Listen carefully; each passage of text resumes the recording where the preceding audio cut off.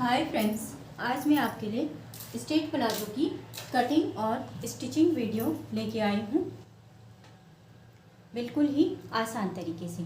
तो यहाँ पर हमने कपड़े को डबल फोल्ड में किया हुआ है।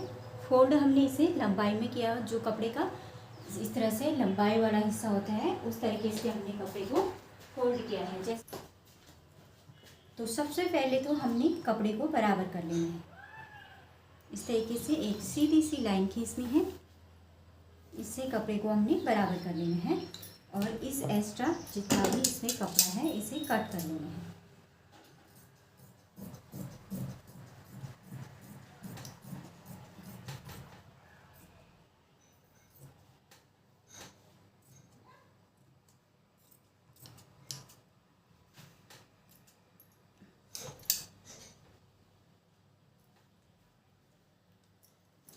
तो ये हमने कट कर लिया है कपड़ा। अब हमें इसके लिए कौन कौन से नाप की ज़रूरत होती है। सबसे पहले हमें यहाँ पर चाहिए बेल्ट का नाप, फिर उसके बाद हमें चाहिए थाई का नाप, फिर चाहिए हमें हिप राउंड का, फिर हमें लंबाई का नाप और नीचे पहुँची हमने कितनी चौड़ी रखनी है या कम रखनी है उस हिसाब से हमने नाप लेना होता है। इतनी नाप ही हमें इसके लिए चाहिए होती है। तो यहाँ पर हम सबसे पहले बेल्ट का निशान लगाएंगे। तो यहाँ पर जो हमारी बेल्ट है वो है 30 इंच की। तो 30 इंच की हमारी बेल्ट है, तो 30 का हमने चौथा हिस्सा लेना होता है।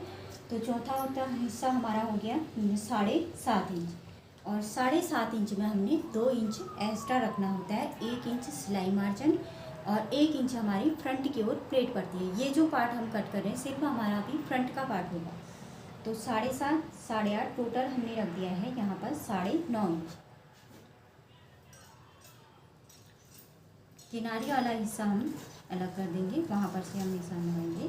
तो टोटल हमने 9.5 इंच पर निशान लगा लिया है। तो अब हमें यहाँ पर हमारा चाहिए हिप राउंड। हिप राउंड का निशान हमें आसन के लिए चाहिए होता है। तो हिप राउंड हमारा 36 इंच है। तो हिप राउंड के हिसाब से हम आसन का नाप लेते हैं। तो हिप राउंड हमारा 36 इंच का है, तो 36 का चौथा हिस्सा हमने 9 इंच रखना है और उसमें हमने 2 इंच एक्स्ट्रा रखना है। तो टोटल हमने 11 इंच यहाँ पर रखना है।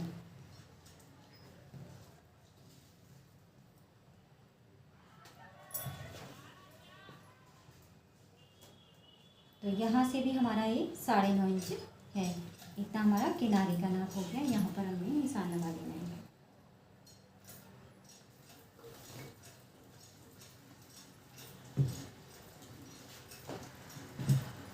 तो अब हमने यहाँ पर इसे थाई का नाप लेना है। तो थाई है 24 इंच। 24 इंच की हमारी थाई है, तो 24 का दूसरा हिस्सा होता है 12 इंच। तो टोटल हमने यहाँ पर 12 इंच रखना है। तो यहाँ पर मैंने ये 12 इंच पर निशान लगाया। 12 इंच हमने ले लेना है।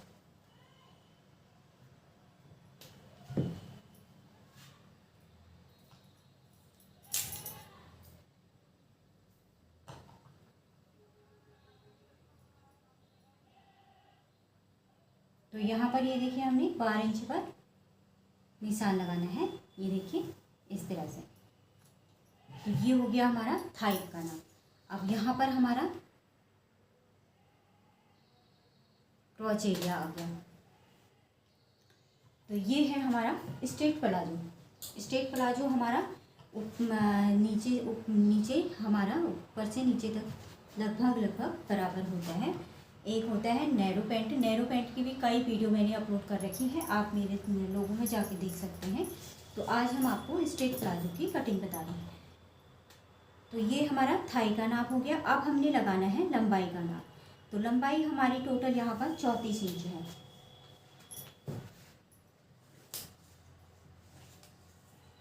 तो 34 इंच पर हमने निशान लगा लिया है।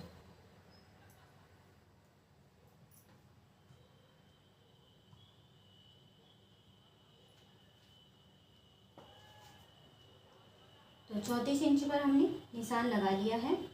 उसमें हमने 2 इंच एक्स्ट्रा रखना है फोल्डिंग के लिए।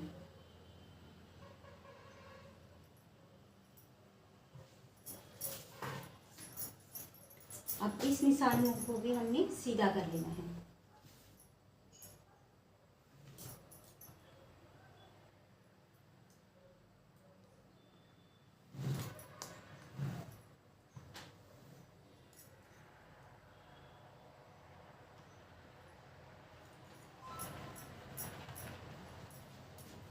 तरह से हमने निशान लगा लिया।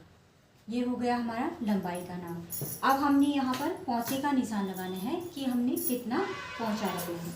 तो पोंचा का निशान लगाने के लिए हम पहले यहाँ पर जितना भी हमारा मेजरमेंट है, टोटल हमारा 12 इंच है, तो 12 का हम आधा करते हैं तो 6 इंच होता है। तो यहाँ से हम 6 इंच पर निशान लगाना है।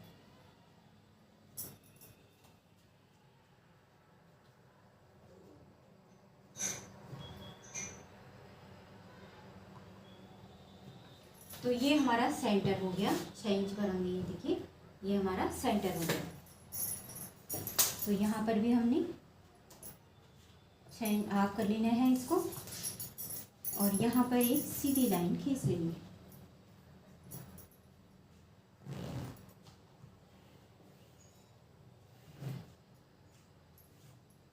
तो इस तरीके से हमने सेंटर निकाल लिया पेंट का हमारा। अब सेंटर निकालने के बाद हम यहाँ पर पोंचे की हमने कितनी चौड़ाई रखनी है नीचे मोहरी में, वो देखना है। तो यहाँ पर हमने चौड़ाई टोटल रखनी है 9 इंच हमने चौड़ाई रखनी है। तो हम क्या करेंगे, ये जो सेंटर है हमारा 4.5 इंच सेंटर से इधर रखेंगे और 4.5 इंच हम इधर रखेंगे। तो 4.5 हमने इधर रखा, 4.5 इधर रखा, तो टोटल ये हमारा 9 इंच हो गया है। ये देखिए टोटल हमारा ये 9 इंच हो गया। 4.5 सेंटर से इधर को रखा, 4.5 इधर को रखेंगे। ये हमारा सेंटर है, सेंटर से इधर को 4.5, ये हो गया। अब इन निशानों को हमने मिला लेना है सेब पट्टी की मदद से। ये हमारी सेब पट्टी है। अब इस निशान को हमने यहाँ पर इस तरीके से सेब पट्टी को रखना है, और यहाँ पर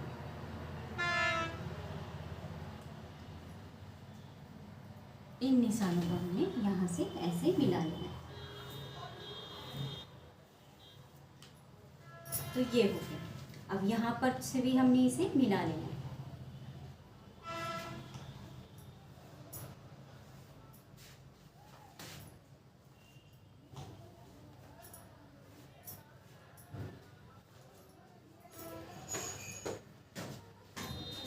तो ये हो गया हमारा फ्रंट का पार्ट।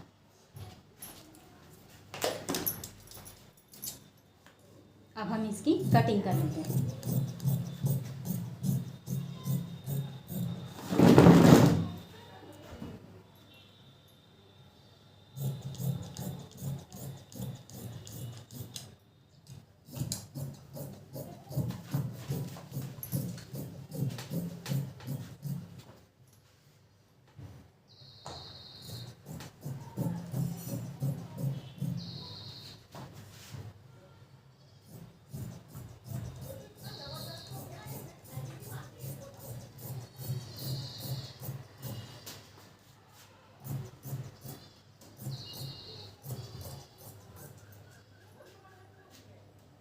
तो ये हमने फ्रंट पार्ट कट कर दिया है।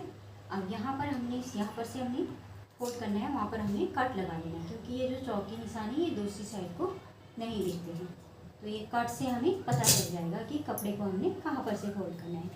तो अब हम इसे फोल्ड करके रख लेंगे।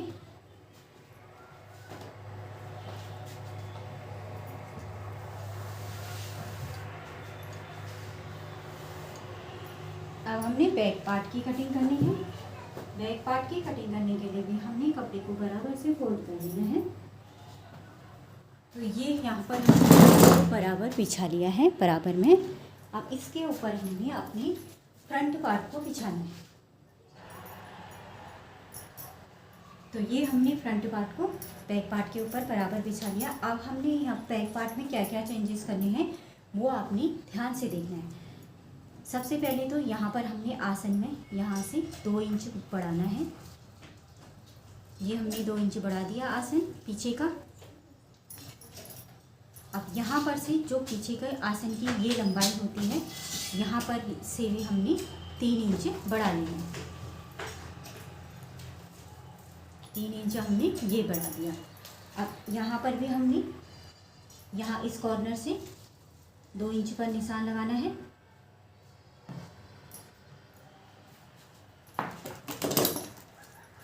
और इन निशानों को हमने मिला लेना है।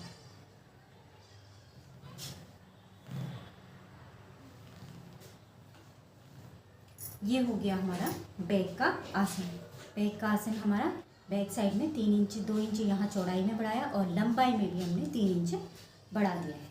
अब यहाँ पर हमने क्रॉच एरिया बनाने के लिए 2.5 इंच हम यहाँ पर बढ़ाएंगे कॉर्नर से। ये 2.5 इंच हमने बढ़ाया। अब यहाँ पर भी हमने राउंड शेप दे देना है और नीचे भी हमने 1.5 इंच बढ़ा देना है।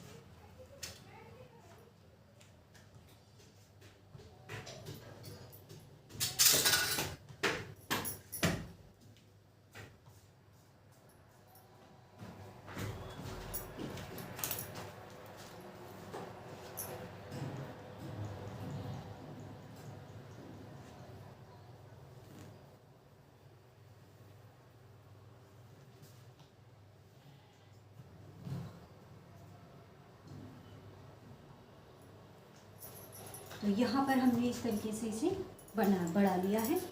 अब इतना ही चेंजेस हमने करना होता है। अब यहाँ पर हमने क्या करना है, जो हमने पीछे का आसन बढ़ाया था 3 इंच ऊपर को, तो यहाँ पर से हमने इसे पट्टी की मदद से, जो यहाँ पर ये हमारा फ्रंट पार्ट का है, किनारे की साइड से हमने नहीं बढ़ाना होता है, सिर्फ आसन वाली साइड से बढ़ाना होता है।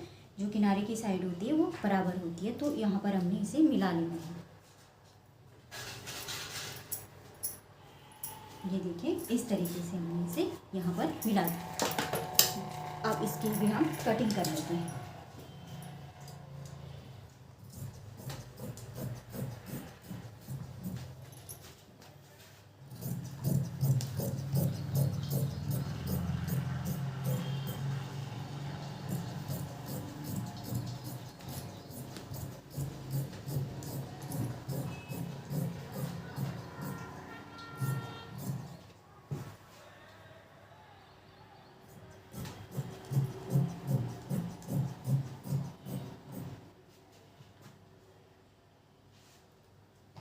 और इधर की साइड से हमने कुछ भी नहीं बढ़ाना होता है, फ्रंट और बैक दोनों बराबर होते हैं। बढ़ाना सिर्फ हमें इधर साइड को होता है।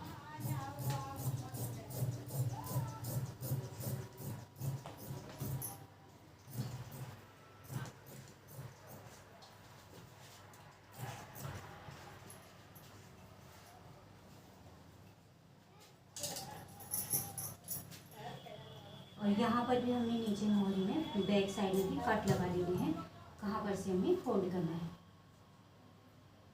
तो इस तरीके से हमने ये कट लगा लिए हैं।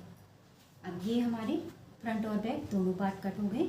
इसे हम फोल्ड करके रख देते हैं। अब हमने करनी है पॉकेट की कटिंग और बेल्ट की कटिंग। तो टोटल हम यहाँ पर रखेंगे, इस तरीके से हम डबल फोल्ड करते हैं।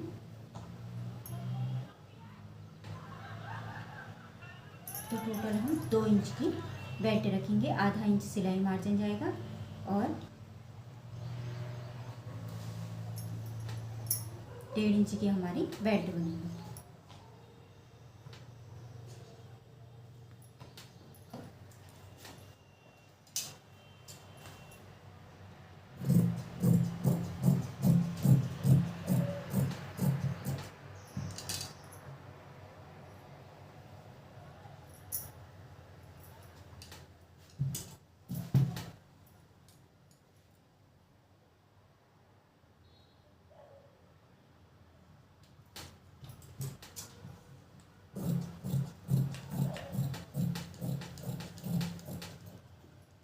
तो ये हमने बेल्ट की कटिंग कर ली है।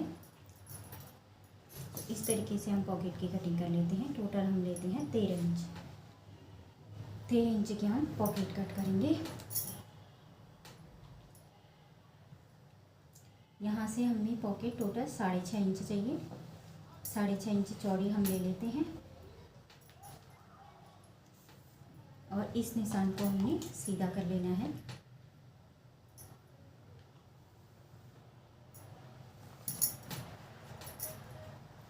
सीधा करने के बाद इस लाइन से इसकी चौड़ाई हमने यहाँ पर 3 इंच रखनी है। तो 3 इंच चौड़ाई रखने के बाद यहाँ पर से हमने इस तरह से राउंड शेप देते हुए यहाँ से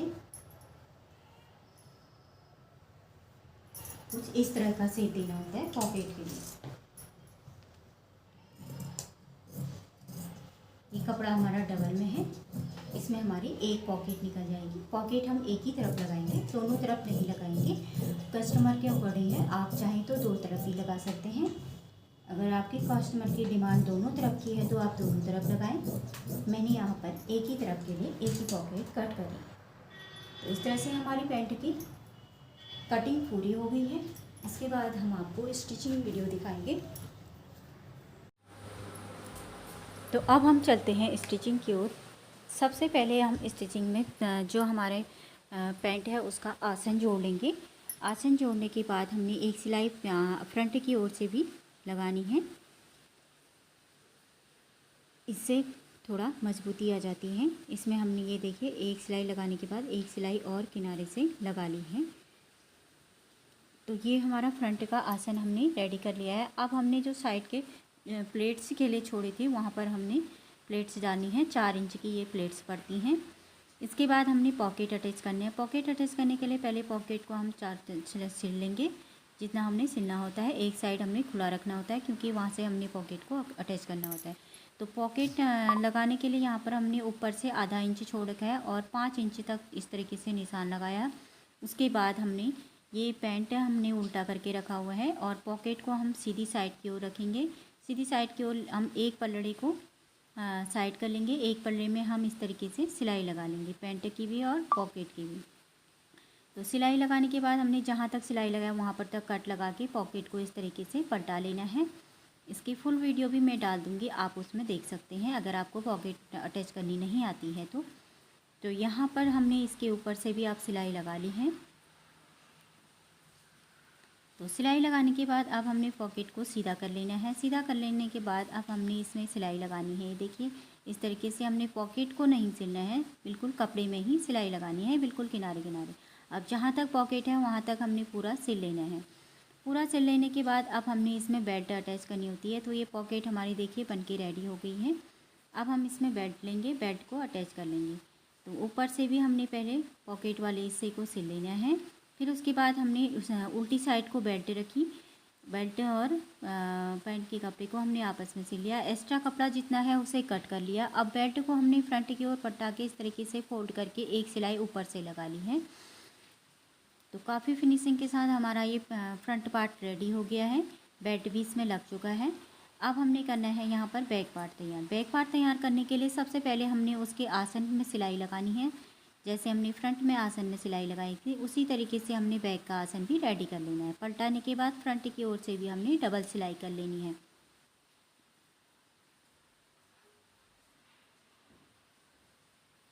तो ये देखिए इस तरीके से फ्रंट की ओर से भी हमने सिलाई लगा ली है। सिलाई लगाने के बाद अब हमने यहाँ पर बेल्ट को जोड़ना होता है बैक पार्ट में।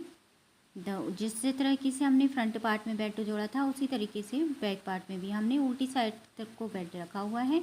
तो यहाँ पर बेल्ट का कपड़ा हमारा थोड़ा कम पड़ गया है, जिसमें हमने थोड़ा सा जोड़ लगाना है।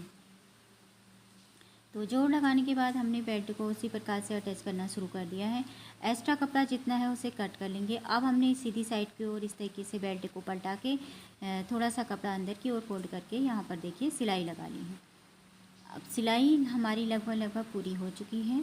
सिलाई पूरी होने के बाद हम बैक साइड में इलास्टिक डालेंगे और फ्रंट की ओर हमारा बेल्ट ही रहेगा। तो इलास्टिक हमने काट ली है, जितनी हमें ज़रूरत है उसी हिसाब से हमने इलास्टिक काट के फ्रंट की ओर सेफ्टी पिन की मदद से हमने इलास्टिक को डाल लेना है। तो इलास्टिक डालने के बाद हमने देखिए दोनों तरफ से कपड़े के साथ इलास्टिक को सिल लेना है ताकि ये खिसके ना। तो दोनों तरफ से सिलने के बाद हमने कपड़े को पूरा बराबर खींच लेना है ताकि पूरे इलास्टिक में कपड़ा बराबर फैल जाए। अब एक हाथ से खींचने के बाद इस तरीके से एक सिलाई बीच में से लगा लेनी है। तो इस तरीके से हमारा फ्रंट और बैक दोनों पार्ट रेडी हो गए हैं। अब हमने सीधी साइड अंदर की ओर करनी है दोनों की, फ्रंट और बैक की, और उल्टी साइड दोनों की बाहर की ओर करने के बाद ये साइड वाली सिलाई लगा लेनी है। साइड वाली जो सिलाई होती है इसे ज़रा खींच के लगाना पड़ता है, नहीं तो पैंट ऊपर की ओर खींच जाती है। तो यहाँ पर हमने कपड़े को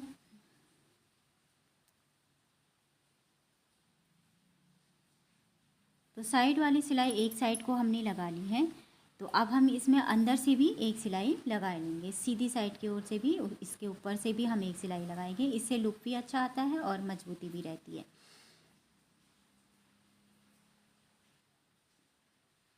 तो अब इसी तरीके से हमने दूसरे पार्ट को भी, जो दूसरी तरफ वाली साइड को भी सिल लेना है। पहले हमने अंदर साइड से सिलना है, फिर हमने बाहर साइड से एक सिलाई और लगानी है। यहाँ पर हमने पॉकेट भी अटैच कर रखी है। जो हमने पुरानी सिलाई लगाई है उसी के ऊपर सिलाई लगानी है। यहाँ पर ये ध्यान देना होता है कि कहीं हमारी सिलाई से पॉकेट बंद ना हो जाए। तो अब हमने इसमें सिलाई लगा ली है। उसके बाद हमने एक सिलाई इसमें अंदर साइड की ओर से भी लगा ली है। तो यहाँ ये सिलाई हमें थोड़ा खींच के लगानी पड़ती है पैंट को, ताकि हमारा जो सलवार है ऊपर की ओर ना चढ़े।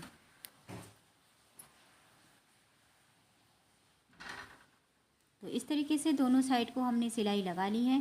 अब हमने नीचे पहुँचे की ओर में भी कपड़े को, जितना हमने कट करके कट लगा रखा था उसी हिसाब से कपड़े को फोल्ड कर लेना है। अब हमने फोल्ड करने के बाद दोनों पहुँचों में साइड की सिलाई भी लगा ली है।